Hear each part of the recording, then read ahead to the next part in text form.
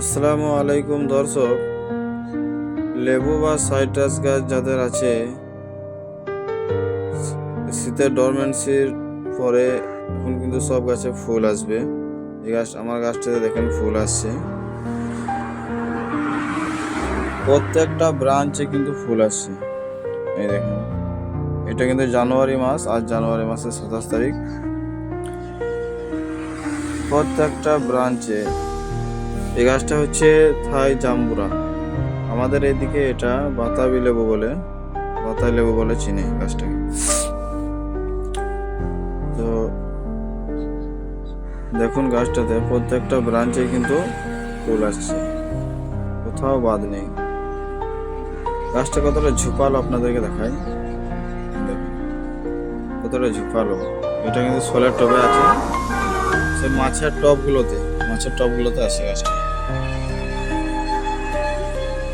কত সুন্দর গাছটার চেহারা, কত সুন্দর গাছের চেহারা, কত সুন্দর। আর একটা গাছ আপনাদেরকে দেখাই, এটা হচ্ছে মিশরীয় মালটার গাছ। এটাতেও ফুল আসছে পুরো গাছ ভরে। আমাদের এখানে একটু সাউন্ড হচ্ছে, কারণ পাশে আমাদের বাড়ির পাশে রোড, ওই জন্য একটু সাউন্ড আসছে, গাড়ি পার হচ্ছে, একটু ডিস্টার্ব হচ্ছে। দেখেন এইদিকে কত সুন্দর ফুল, গোটা গাছটাতে কিন্তু ফুল এসছে। এটা মিশরীয় মালটার গাছ।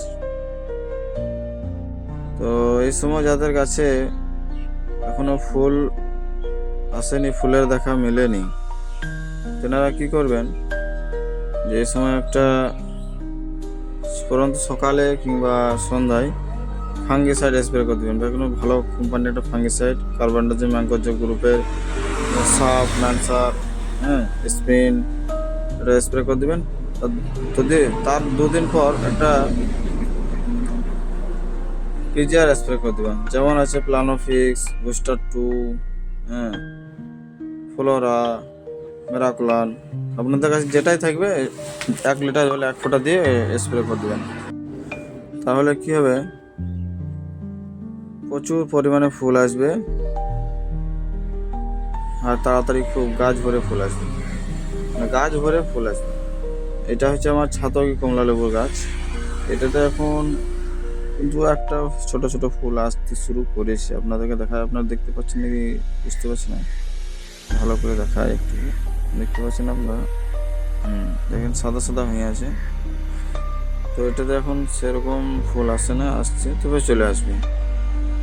এগুলোতে সব আমার স্প্রে করা আছে ফাঙ্গিসাইড, আপনারা দেখতেই পাচ্ছেন। এই গাছটা দেখেন কত সুন্দর ঝোপালো। আচ্ছা, গোড়াটা দেখেন কত মোটা, 1 বছর বয়স হলো গাছটা, কত সুন্দর ঝোপালো। এই সামনে শীতের সময়তে লাগিয়েছি, আর এই শীতের সময় এবার গাছে ফুল এসছে। গাছ তৈরি করতে হবে ভাই, গাছ এমনি এমনি ঝোপালো হবে না। অনেকের গাছ দিকে লম্বা হয়ে চলে যায়, এবার যত্ন কাটিং করতে হবে। একটু নতুন ডাল যখন লাগবে তখন কাটিং করে দেবেন, সেখান থেকে 2-3টে ব্রাঞ্চ বেরিয়ে গাছটা ঝোপালো হবে।